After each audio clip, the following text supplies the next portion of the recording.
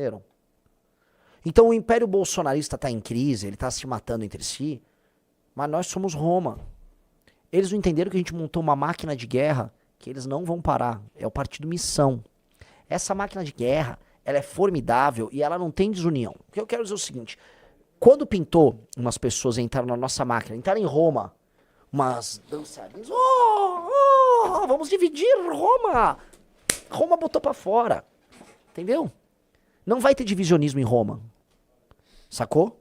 Roma teve, se a gente quiser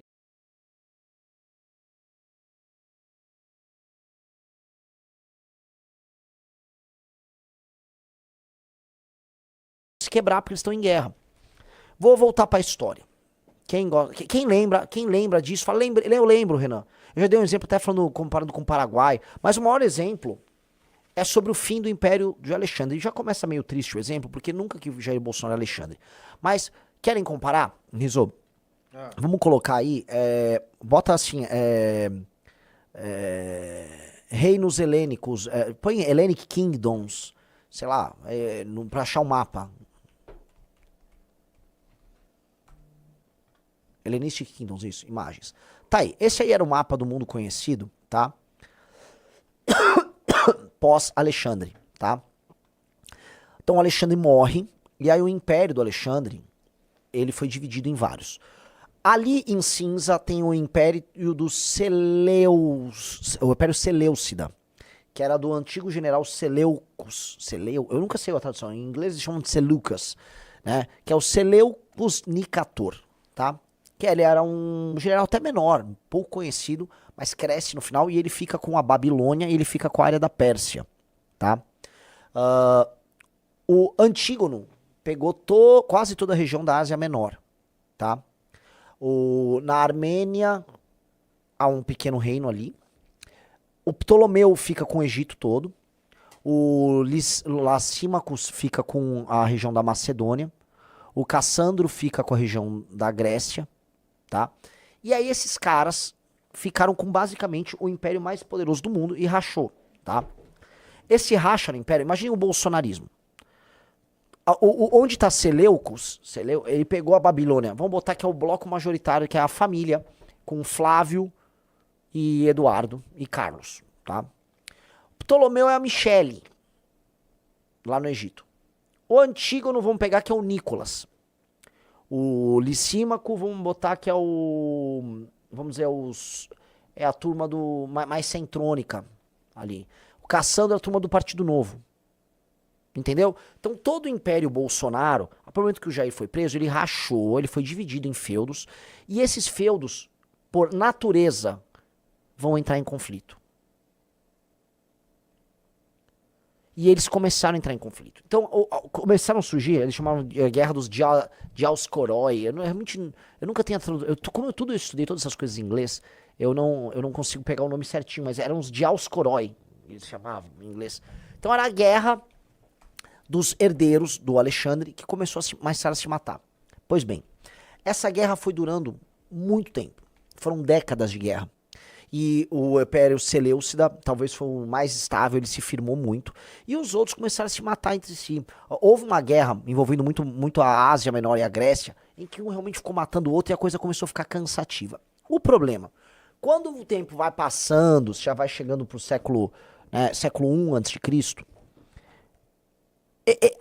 eles são dono de um feudo, até um pouco antes, eles são tão cansados que aí, quando tá havendo, vamos dizer, um conflito ali na região da Macedônia com os gregos, uma turma que tava ali do outro lado, aí você pode pegar bota assim, Roman Invasion Greece, quando os gregos vão invadir a Grécia, né? Vamos ver se acha um mapinha, né? Não tem um mapinha maior, não? Aí ele mostra a invasão dos romanos. Mas o que acontece? Enquanto esses caras estavam se matando, tá? Se matando. É que isso aí é bem... Nossa, isso aqui? Não, isso aqui é anterior, tá? Isso é bem anterior. Os romanos chegam depois, tá? O que acontece? Mas eu vou contando enquanto isso. Enquanto estava acontecendo todo esse mundo, Roma era uma república pequenininha. lá naquela bota lá na Itália. O Alexandre, quando estava vivo, sabia da existência de Roma. Nós somos Roma. Nessa história, se você for comparar, o MBL é Roma. Roma não tinha nada a ver com aquela história. Mas Roma era inspirada no mundo da Grécia, porque eles pertenciam a esse mundo, então a forma de lutar era similar. Mas Roma tinha uma forma de se estruturar quanto Estado muito única. Ela era uma república. Ela não era baseada em reis. Né? Vamos colocar aqui, os gregos eram baseados nesses reis guerreiros. Roma era uma república, era um conselho de grandes homens que também poderiam ser guerreiros. Os grandes generais se provavam no campo de batalha e retornavam, tinham seus triunfos no Senado. E Roma tinha uma fórmula de trabalho.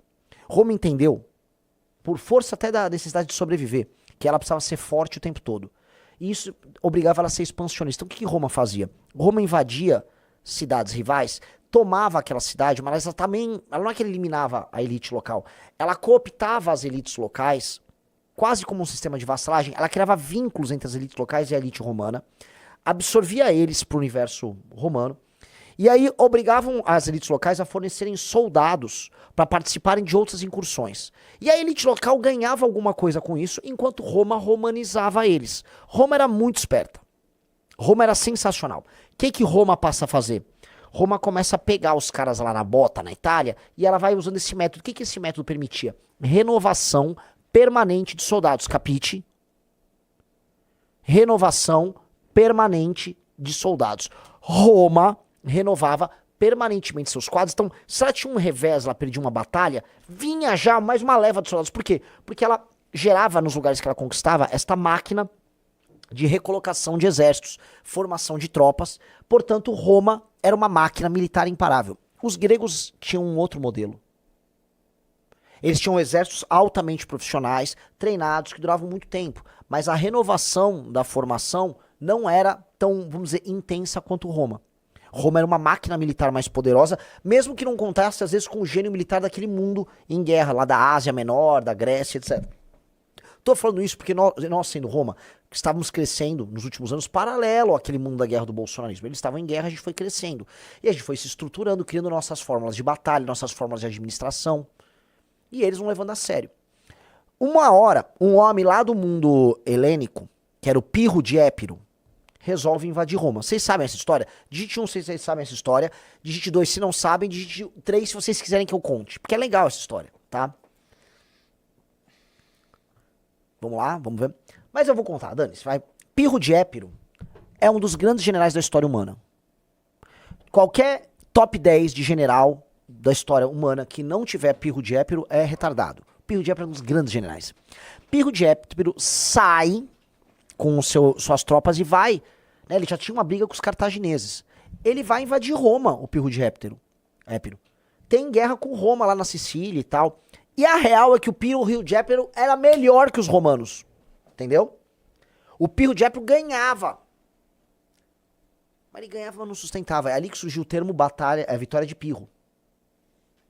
O cara ganhava, mas doía. E os romanos sempre voltavam com mais tropas. Foram pra Sicília, brigaram e tal. Até o momento que o Pirro de Épiro já não tinha mais... ele não conseguia reproduzir a fórmula militar com novos soldados como Roma tinha. Pirro de Épiro, que era um inimigo de Cartago, que tinha um grande plano de reproduzir o que Alexandre fez indo pro oeste, tomando o Mediterrâneo, foi parado, mais do que pela máquina cartaginense, pela máquina romana. Então tenta entender. É como se fosse assim, mandar o Caio Coppola debater com o Kim, aí ele foi lá debater com o Kim, aí o Caio Coppola perde. Sabe, Riso? É como se fosse, achamos que esses caras do MBL era meio besta. Tem algo aí, hein? Mandou um cara mó bom e tome-lhe. Estranho. Ali, logo após a treta com o Pirro, Roma começa a exercer poder já para o Mediterrâneo. E aí surge a questão do conflito Cartago, surge a guerra contra Cartago. E aí eu vou colocar, a guerra contra Cartago para Roma foi a fundação do partido para o MBL, entendeu? Ali a gente tem a fundação do partido, foi nossa guerra contra Cartago. Ali, Roma pegou o modelo dela e estressou até o fim. Maior general da história, provavelmente, Aníbal Barca, gênio militar, invade, ele monta seus exércitos, especialmente na região da Ibéria. Né? Posso falar uma coisa muito legal? Riso. O exército de Aníbal Barca é feito de homens que são provavelmente os pais da maior parte de vocês que estão nos assistindo. O quê? Sim. Os povos da Lusitânia e da Espanha foram utilizados como exército pelo Aníbal Barca, com linha de frente. Celtíberos, aqueles homens nativos que tinham ali, povos brabíssimos, tá? Então nossos antepassados lutaram ao lado do Aníbal Barca contra os romanos. Porque a maior parte dos brasileiros descendem de portugueses, estou sendo bem claro aqui. Eles atravessam os Pirineus, atravessam os Alpes, invadem Roma. Roma é quase destruída. Conta com a grande força do maior dos muralhistas romanos à época, que era Alexandre. Fábius Maximus, que cria, o termo socialismo fabiano vem dele, tá? O Fábius Maximus, ele tinha uma estratégia de guerrilha e de contenção, uma estratégia conservadora, até que eles formam um general que vai destruir, tá? O Aníbal, após o Aníbal se cansar lá na bota, que estava já lutando lá na Espanha, que é o grande Cipião africano, que era um general jovem. Pega assim, enquanto eu tô falando, pega no Google idade do Cipião africano, quando ele vai enfrentar o Aníbal. Super jovem. Cipião prepara suas legiões. Então, como Roma vai renovando, o Aníbal é obrigado a retornar para Cartago, fazer defesa de Cartago. O Cipião vai lá, pega. Não é capitão, é Cipião.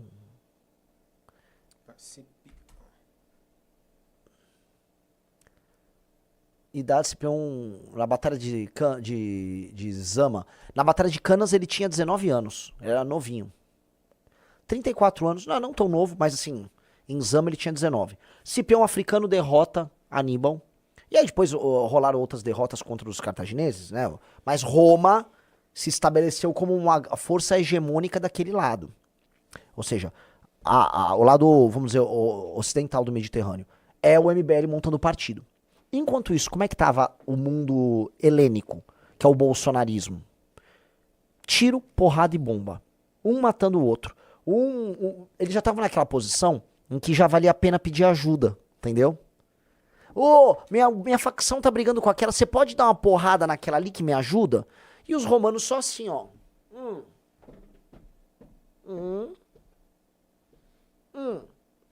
Nem terminou, eu vou falar pra vocês, nem terminou a destruição de Cartago. Riso do céu. Roma já foi arrumar briga lá na Grécia com os impérios helênicos. Se eu não me engano, ele briga com os macedônios. E plum, Roma já invade os macedônios. Quem que foi isso? A gente já começando a brigar com os primeiros bolsonaristas. Estamos derrotando a tropa do Zema ali, pá. Porque Roma era muito fechada, tinha liderança firme, um sistema de recompensa para os talentos muito grande, uma máquina de guerra fortíssima, e o outro lado tudo dividido em guerra. E um traindo o outro, e um pedindo ajuda. O que Roma fez? Em pouquíssimo tempo, Roma toma a Grécia, Atenas, se eu não me engano, pede ajuda para Roma, Roma toma todo mundo ali. Roma vai para a Ásia Menor, Roma sai ganhando. Há uma grande batalha em que Roma derrota o principal exército do Império Seleucida. Tenta procurar ali a vitória dos romanos sobre o Império Seleucida. E depois de um certo tempo, Roma submete o Egito dos Ptolomaicos. Onde está o meu ponto? É Seleucida, não é Celestial, é Seleucida com S. Não. Calma. Com S. Que Seleucida. Seleucida esse.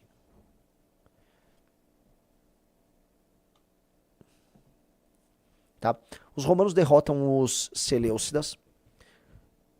E os romanos depois vão tomando... Os romanos acabaram com os filhos dos impérios do Alexandre. Vocês entenderam? Então o império bolsonarista está em crise, ele está se matando entre si. Mas nós somos Roma. Eles não entenderam que a gente montou uma máquina de guerra que eles não vão parar. É o Partido Missão. Essa máquina de guerra, ela é formidável e ela não tem desunião. O que eu quero dizer é o seguinte. Quando pintou umas pessoas entraram na nossa máquina, entraram em Roma, umas dançarinas, vamos dividir Roma. Roma botou pra fora. Entendeu? Não vai ter divisionismo em Roma. Sacou? Roma teve, se a gente quiser estudar a história romana, os seus divisionismos, já no período mais tardio da República, quando você começa a ter as guerras faccionais. E aí precisou vir César pra resolver, mas a gente não vai deixar chegar nisso, porque nós desconhecemos a história. Né? Então, onde eu quero chegar, tá? Nossa Roma tá muito blocada. Nossa Roma tá muito unida. Muito unida, muito fechada. E aí, eles não valem nada. Os nossos inimigos não valem nada.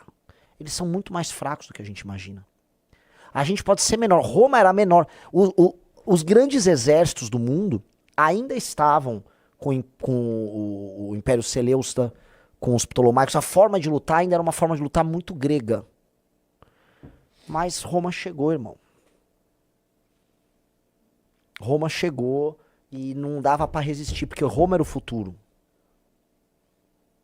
Entendeu? Roma era o futuro. Roma era o império que era o império dos impérios. Roma acaba realizando, em parte, o que Alexandre queria criar. Ok? Então Roma era Roma. E nesta guerra, nós somos Roma. Eles estão ali difundindo o espólio, se matando entre eles.